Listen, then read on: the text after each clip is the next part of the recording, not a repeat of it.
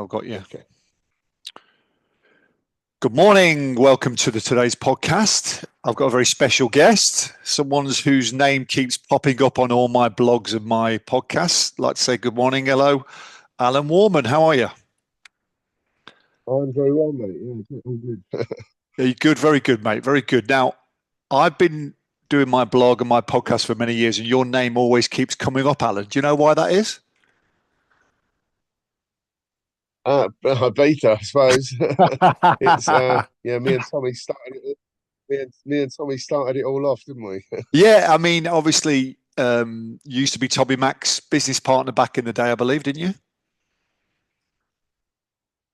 Yeah. And so, well, we started out when me and Tommy went in '80 on holiday a couple of times a year, and Yeah. we obviously loved what was going on over there. And then we started doing some sort of big trips out there in the late '80s, with that sort of the acid house movement and all the rest of it. Yeah. Um, and in 19 we decided to buy our own place out there in 1990 called La Okay. Passion, Right. on kilometer 7 between Ibiza and San Antonio. Yeah. La We were open for Passion. about 6 weeks. La Passion. Yeah, La I Passion. never heard of Yeah, that before, mate. yeah. What is that, It was 1990? lovely. Yeah. 1990. It had a lovely swimming pool. We built pillars all around the pool. It was Yeah. beautiful. Yeah. Had a small amount of accommodation there, but we're only open for about 5 or 6 weeks. They closed us down. Why? Just because you've been Um, too successful? well, it was a weird one because we didn't find out till quite a bit later that it was all the club owners that got us closed Yeah, down. They of didn't want course. any more competition. Yeah, of course, mate. But Of back course. then, they weren't a part of Europe back then, Spain. Yeah. So They they could could do do what what they they could do wanted. what they want. Yeah. Oh, let me just take it Right. back to the start, mate. Where are you from originally? I'm from West London. From West London, So right? Okay. yes, yeah. So me and Tommy started out doing parties 1980 Chelsea Football Club Yeah. with the sort of jazz funk scene, that kind of stuff. Yeah. And So we so we'd already been doing parties for years. yeah. And Yeah, Ibiza. Chelsea Football Club. We've done everything. Ibiza, the first parties we did out there were the trips, Right. which was late '80s. Yeah. Okay. What was the You know, first time you ever and came Tommy here, going mate? When was the first time you ever came to 19, Ibiza? 1980, Right. 1980. That's quite a good Okay. story, but it's a bit rude. No, The we first like time, we like rude stories. okay, so first time, so two of my mates said to me, "Oh, we're going off to this little island in Spain called Ibiza. I never heard of it." Yeah. I said that, and they said, "Do you want to come?" And I said, "Well, I can't come on that day, but I'll come the day after." And back then, no mobile phones, no way of contacting anyone or anything like that. So I got a flight to Ibiza, got out the airport, got in a cab, and said, "Take me to where all the English people are." Yeah. So it got in this cab. As it goes over the brow of the hill, um, the main road, I see this concrete jungle, and I think, "Oh my God, what have I done? I'm never going to find my friends." Anyway, just driving along the main road. Back then, you could drive right down the front, in front of the bars in San Antonio, where the egg is. Yeah. And I see someone I knew having coffee in the morning. So I got the cab to stop and said, Stop. And I asked the girl I knew from London, I said, "Can I put my cases in your apartment until I find my mates?" And she said, "Sure, you can." Anyway, I sat down, had a Sylvester as you do. And there was these Swedish girls right next to me, like a table of them. Well, within half an hour, I was upstairs in one of the bedrooms, wasn't I? So I thought, I love this guy. Yeah. This is for me. So This is it was a this good start, basically. perfect. Great start to Ibiza. What was the first party you did over here on the island? What was the first promotion you did? Well, it would have been one of the trips in the late '80s. I mean, I did a trip for a couple hundred people. Trevor Fung from South London. I was at the time I was doing Broadway Boulevard. And he was my resident. Right. This would have been, I think it would have been like '87 maybe, and it Right. was the very beginning of acid house and all that kind of stuff. What I was mean, the Trevor scene? What Fung was was the the scene first. like over here at the time? Sorry to butt in, Alan. What was the scene like when you No, no, first came here? well, it was fantastic, but it wasn't like the London scene. The London Right. scene, the house music had just started to go for it. but obviously you had Alfredo and Pipi and all the rest of them playing their Balearic-y stuff, Yeah. which wasn't quite the same. It wasn't until sort of we started bringing our lot over that. Oh, here we go. One sec. I'm just gonna turn that off. Hang on. No worries, mate. Yeah, it wasn't until um the two collided. If you get Yeah. Yeah. Yeah. from the house colliding, they take, So 80, and it was a 87. lot of acid house stuff. Yeah. And 87, yeah. But you got to remember, I was going there since 80 anyway, and Yeah. and it was, it was different then. But as I say, 87, 88 is when it all started to change. Yeah, that was when the Blair. That was a Balearic I mean, you house. get you That got was all the Balearic history. beat, wasn't it? You know, that's when it really started. Yeah, 87, 87 is yes, like it one of was. those. It's one of those kind of iconic years where it all came together. You know, you got the stories from Oakenfold and Holloway coming over. You're here with Tommy Mack as well, aren't you? Yeah, What can you remember a lot about that 87 year? Was it yeah. was it one of those kind of? Can you remember anything Well, about it? 87's a weird one. A little bit. I mean, I've heard all the top DJ stories, but Yeah, they never played in the super clubs. right, They say that they were there, but they were playing in small bars in San Antonio. right, You know okay. that yes, they were here, and what they're saying is true, but they weren't doing the coups and they weren't doing the amnesias. They were going to amnesia to watch Alfredo and people like that, but they weren't actually playing. Well, they had no So they had no we were the reason to first people, play me and there, though, had Tommy, to they? invite. They had no reason to play there. Well, They because they back weren't big then enough, there you know. was no. Well, yeah, they were in London, sort of in London. Them guys had taken off. I mean, I remember Paul Oakenfold trying to book him once for Broadway Boulevard, and he wanted quite a lot of money. And I thought, well, we ain't paying that. It's not. And that was the first sign of the superstar DJs type thing.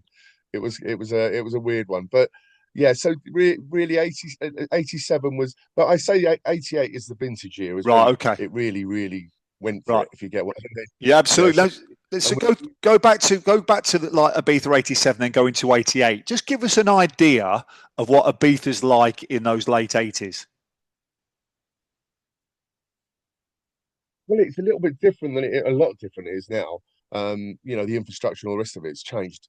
But for instance, if you did a party, say in Privilege, or not Privilege, I think it was in Coup, and you had 4, 5, 6,000 people, all the other clubs were empty Yeah, because there wasn't enough tourists on the island to do it. yeah, And that's what people don't realize. I mean, the conversation I had with the club owners like Pepe, he would the first question he'll ask me, how was Monday at Pasha? And I'd say, fantastic. We have 4 or 5,000 people.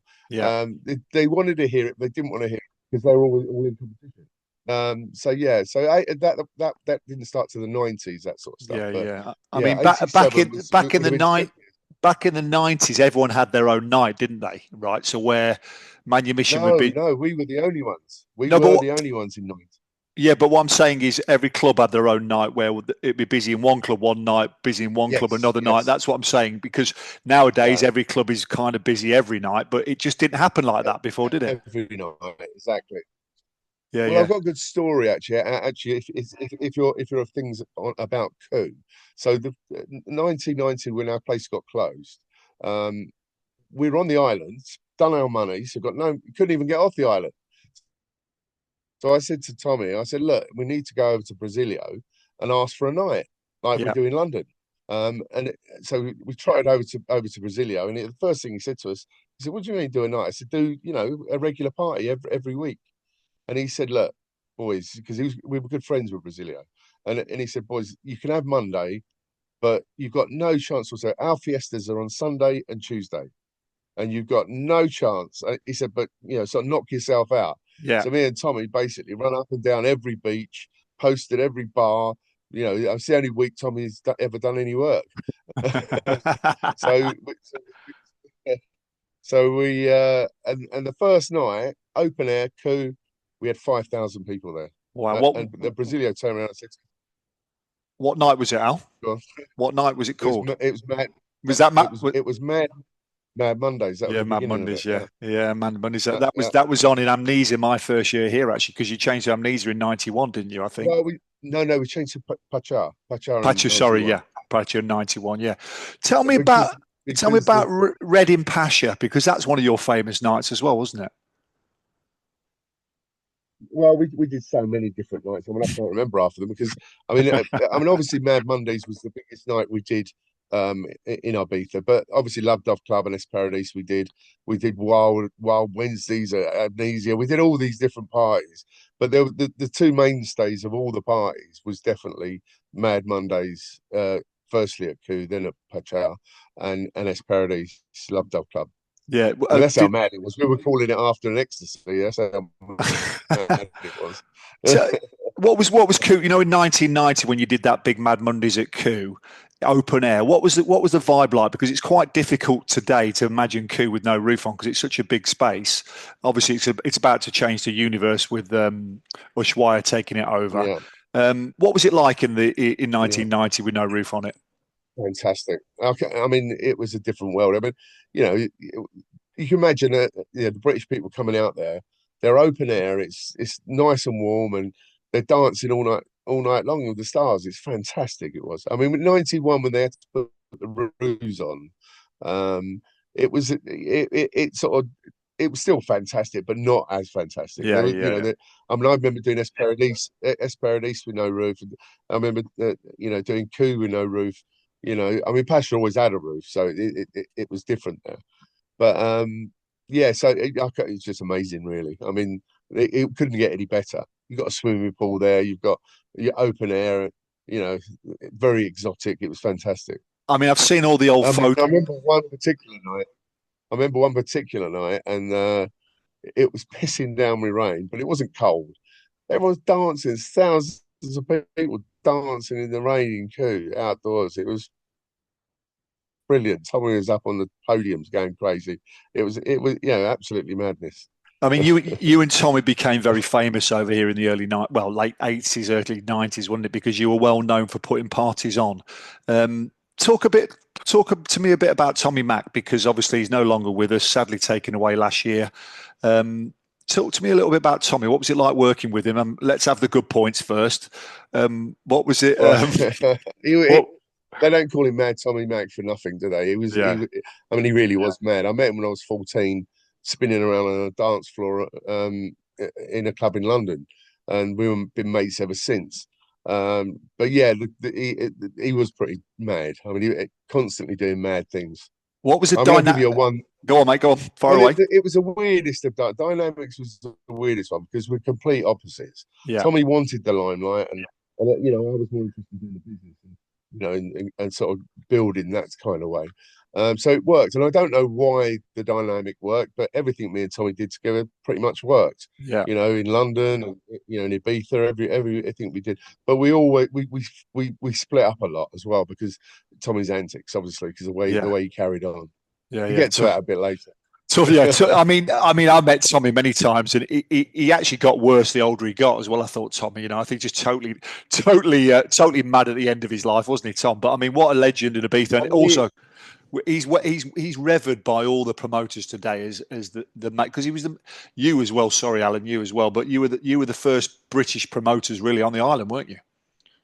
yeah. So the 1990 thing, we were the first. Any, not just British, any nationality to go and do a weekly party. I Yeah, mean, yeah, when we walked in and asked Brasilia if we could do a night, that was the beginning of that scene starting as it carrying on till this day, you yeah, know, and that was it. It was sort of new territory. No one had ever done it. I mean, you had people like Nicky Holloway doing an odd party. He'd come over and do the quarry or something like that. yeah. But we were the only ones until 1994 doing parties on that island. There was nobody else.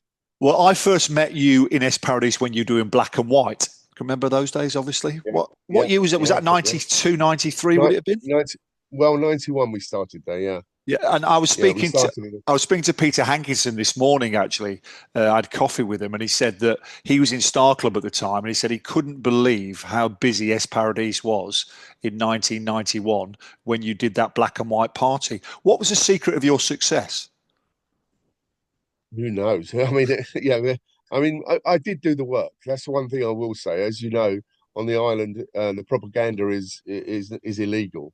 But I got in the Jeep, filled the Jeep up with people, went down every beach, done the bars, done the postering. I did do the work, Yeah. and that's pretty much, and with all promotion, you need to let everyone know you're doing it, and the Yeah. word of mouth soon gets around. It doesn't take long, but there's something different, something a bit special going on now.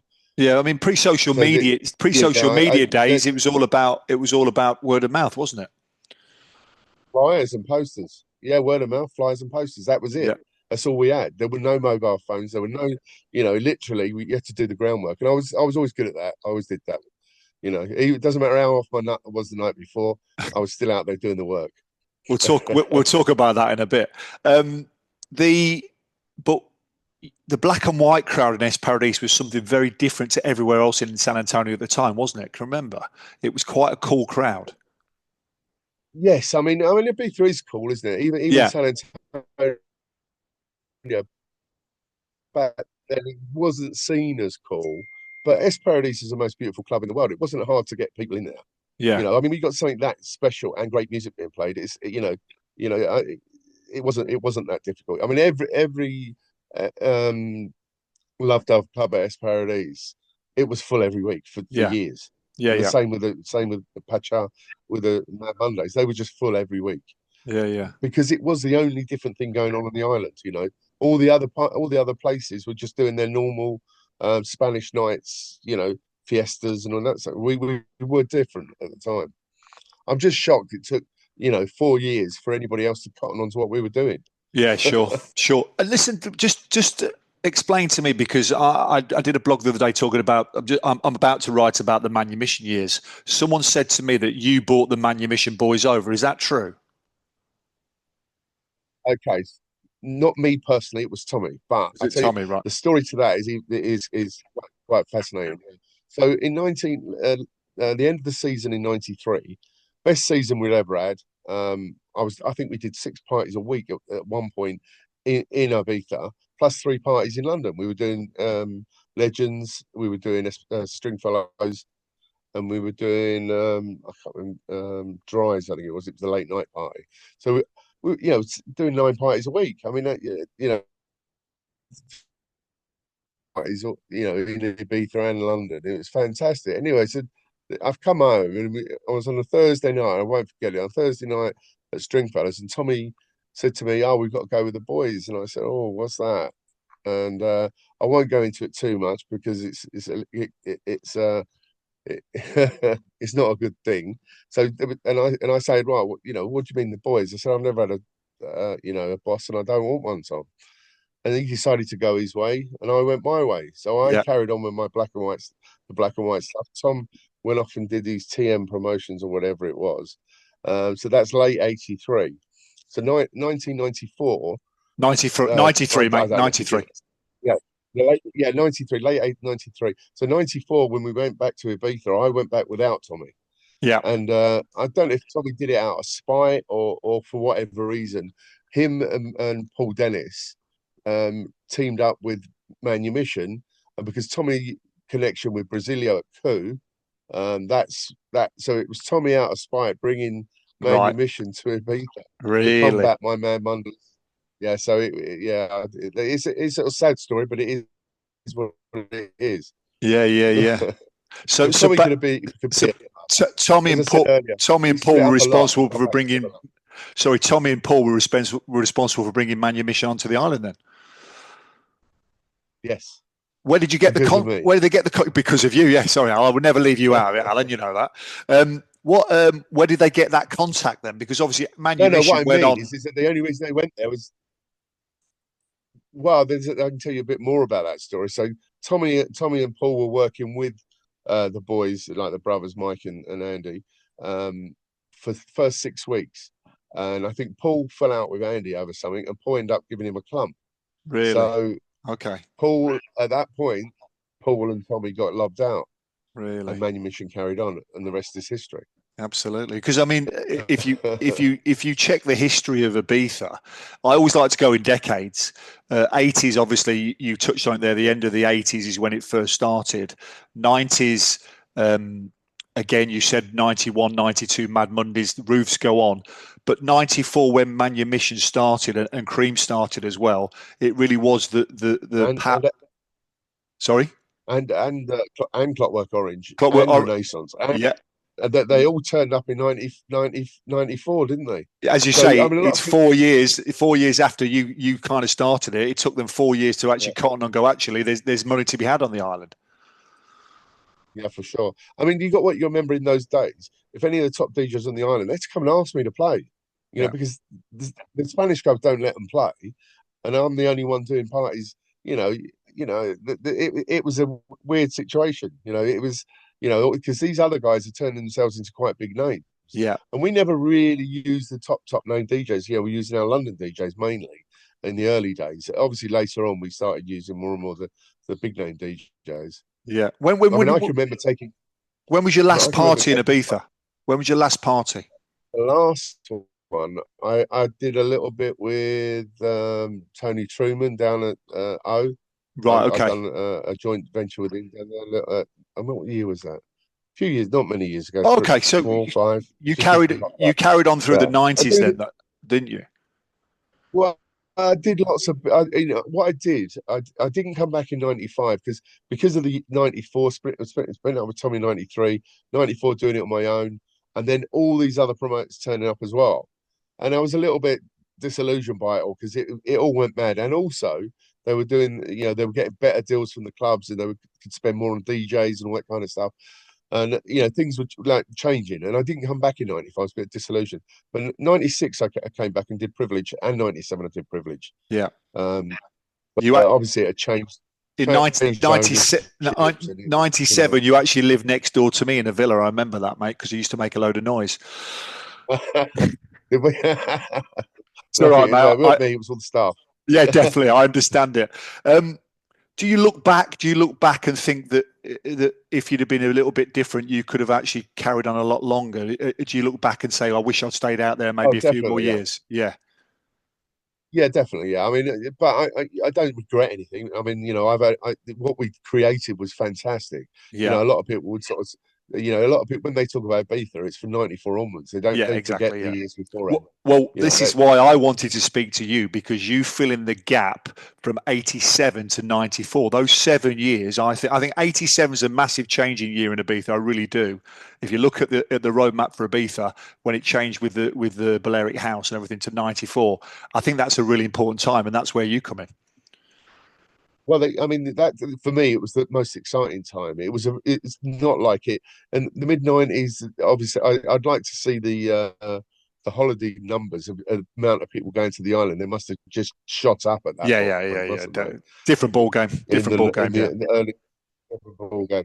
yeah, But as I say, our time out there, it was, literally we used to empty all the other clubs when we did a party. So it was a strange old time. There was lots of things going on though. I mean, I used to get out a jail free card. So all the club owners had told all the local police, leave him alone. He's yeah. doing all right. And so it was a very different time. You wouldn't get that now, would you? But back then it was, it was a local town, wasn't it? Yeah, San absolutely. Yeah, Antonio. yeah, absolutely. Alan, I tend, I think it's very easy to look back with rose-tinted glasses as well, by the way. So I like to be current, but it was a very different Yeah. atmosphere and a different flavour to what it is now. Nowadays, it's a big corporate beast, isn't it? Ibiza is a horrible, Yes. Oh, massive without doubt. corporate beast, whereas back in the day, it was a little village where everybody literally knew everybody. Yeah, yeah. I mean, every bar owner knew who you were, and used to Yeah, go in. yeah. I used to get fed up with doing the bloody chapitos. I couldn't. I mean, I hated the bloody things in the end. But yeah, no. I mean, there's so much history on that island. I'll give you a quick little one. In '94, Javier had started his Mambo. Yeah, And he was driving me mad, saying, "Alan, come on, let's do something together." And I said, "Javier, you got a bar and a restaurant. I do parties." I said, "What do you want to do?" He said, "Do you want to do a party before the party?" He went, "Yeah, let's do that." yeah, yeah. So me and Javier started the pre-parties. Pre-party, yeah. I know, but I spoke to. And It's funny. I had lunch with Javi not so long ago when we were talking about it, and we were saying that Mambo, literally, again, right place, right time, and they didn't even know they were doing it. You didn't even know you were doing it at the time, but you did it because that's what you did. Do you understand what I'm saying? yeah, I mean, who would have known that? I mean, me and Avio he wanted to do something with me, and it was, created the pre-party, which is quite famous in Ibiza now. The Absolutely, yeah. pre-party. I mean, Avio does pay for those DJs to come and play there because it's a pre-party. Have I let you back? Well, Uh, I said to Javi, he yeah, did it because he's a force of nature and his personality, a bit like you, force of nature, personality. That's why the DJs went there, and they just happened to become the biggest DJs in the world later on in their lives, and they never yeah, forget that. yeah. When you look at the modern day Ibiza and you look back, Alan, how have things changed? I mean, if you can put it into words, how have things changed? I still love Ibiza. I'm not going to slag Ibiza off at all because it's still a beautiful island. It's got fantastic beaches. What it has got better now that it never had then is fantastic restaurants. There was Yeah, a few good restaurants. Now there are unbelievable amounts of fantastic restaurants. Well, at my older age, and I can afford it, I like to go to those restaurants. So yeah, for me, that side of it is fantastic. And, I mean, Brasilio once said on film, if you don't cause too much trouble, you can do anything on this island. yeah, yeah. It's not you can't now. You can't now. It is more, there's more control. There's that it has changed in that respect. What do you The make? hippie element, Yeah, I mean, what do the you make? hippie element Go on. seems to have gone away. Yeah, Yeah, the hippie element seems to have gone away a little bit. Where Ibiza was free and spiritual and all that. A little bit of that has gone. A little bit, it's still going on, but yeah, it's still there, but you really have to find it. Whereas back in the day, it found you. Um, yeah, yeah. what do you make of the VIP culture these days? Did you used to have VIP back in the day? What was it all about in Mad Mondays No, and we what was never. it? Yeah, There was always somewhere that you could go with like your gang and that sort of stuff, but we didn't do it like that. no, Basically everyone was there to have a party, and yeah. that's what everyone did. I still don't get the idea of having a camera Yeah, I and was going to pointing at say the that. DJ. I was going to say that. What do you when you see those videos of people just standing in front of the DJ box with the camera I, in the air? What do you make of it? I'm not. I've been in Ushuaia and there's thousands of people standing there looking at the DJ, and I'm thinking he's playing dance music, dance. So and that's what I mean. It's dance music, isn't it? Yeah, cool. Well, to And me it is, but I mean, I was lucky enough to be in the '90s as well, so I've lived through it. Where's your happy place on the island, Alan? I've got a few. I really like. I mean, I've always like even before it got taken over was El Chiringuito on Escavalet. Yeah, Love that restaurant. Oh, yeah, and it was always a spot when I was doing the beaches that I'd stop, have lunch, and let the team go and do the beach themselves. yeah. I love that place. Obviously clubs. I'm 65 next birthday, so not How, so so I much missed of a that. How clubber old? these days, 60? Did but you say still six? Did you say like to go and 65? have a look and get involved occasionally. Sorry, mate. I'm going to repeat that one. Did you say you're 65 next 65 birthday? next birthday, yeah. Right. Okay. And so wait, what should say? I Yeah, missed that because so well done, mate. And tell me about the clubs. Where's your favourite clubs on the island? so Pachel was always my favourite club. I mean, not so much anymore because they just fill it up with too many people. You can't enjoy it so much. I remember going in there um, probably 10 years ago, and you couldn't get past the first 10 yards because there was just too many people in the building. I had to walk out. And I thought, it's not for me. But, Pacho with 4 or 5 thousand people is fantastic. You put 6 or 7 in there, it's not the same place. Yeah, yeah, And yeah. it's just corporate. That's just the money of corporate stuff, And Well, also the control, because in our day, on the door, they could say yes or no to people. Now, people bought a ticket. It's a completely different culture. I, I mean, literally, if someone was too drunk, you wouldn't go, no, you're not coming in, or someone don't look right, or you could stop them coming in, and we yeah, did. yeah. I remember you on the door of Es Paradis counting them in, Alan. Remember those days? Now, Oh yeah. Danny Gould told me that Pepe always used to say 1 in 4 was his anyway. Did he say the same to you? No, I mean, basically, with me, it was if you took a piss, it cost you money, or if you went to the toilet for any reason, if you get what I mean, it cost you money. I mean, Pepe was that you knew that he was going to do that, so Yeah, it was if I went to the piss, he was only selling his own tickets. He'd never sell my tickets. It's just the way it was. And so, unfortunately, I spent half the night, literally until 3 or 4 in the morning, on the door. You know, Yeah, yeah, I remember that. when everybody else is enjoying themselves. As I But said to you, you as I know, said to it's you the just the way day, as I said to you the other day, mate, you're the first person I ever saw wearing a sarong, and you were famous for wearing the sarong, weren't you? Always. Yeah, I still do it to these. I still wear sarong. It's nice and it's easy, isn't it? They all say David Beckham did it, but I was doing it for a No, long no, time no, no, before no, that. mate. No, listen, I was say, I remember when Beckham did it. I was like, I saw a guy in Ibiza do it, so you're not the first one to do it anyway. Um, what's now you're 65. What do you make of the new Ibiza? I mean, are you fully on board? Do you agree with the changes it's made, or I mean, hindsight's a great thing, but I mean, what's your Look, feeling about it? well, there's a little bit too much control, like the decibels on the beach and all that. Some of the beach parties were fantastic. I think, in fact, Clockwork Orange's best party on the whole island ever is the beach parties on Playa and Bossa. Yeah, it's So, it. Yeah, yeah, that yeah, now that stuff's gone. I think they get away with it now and again, and certain places get away with it, but certain places don't. But yeah, yeah, that control side of it is what I don't like. yeah. That's where Ibiza definitely has lost out. If you to do it all again, would you do anything different? Not really, no. I mean, I still am amazed how many people me and Tommy managed to get into our clubs Yeah, with no mobile phones, with no social media. Literally two guys from West London running around the islands like a couple of idiots, going crazy. And we managed to do what we did. It was pretty cool. I mean, people like Cole Cox, like we took Cole Cox to Ibiza, no one else. yeah. He came to Ibiza for a Passman's holiday. He did 6 parties for the price of the flight and stay in our accommodation. That was it. I mean, and I can go on and on and on about a million DJs doing the same thing. Yeah, but you must You be know, proud. You must be proud that you were there at the start. And as I said, that's why I really wanted to get your story out there because, as I say, your name, especially with the old school. I mean, the new school, I haven't got a clue, but the old school, your name always pops up. You must be very proud of that. yeah, definitely. I mean, listen, I am proud of the history because what we did was pretty amazing. Go to a foreign country, uh, and stamp our mark on it. I say to people still, it's not over yet. There might be still.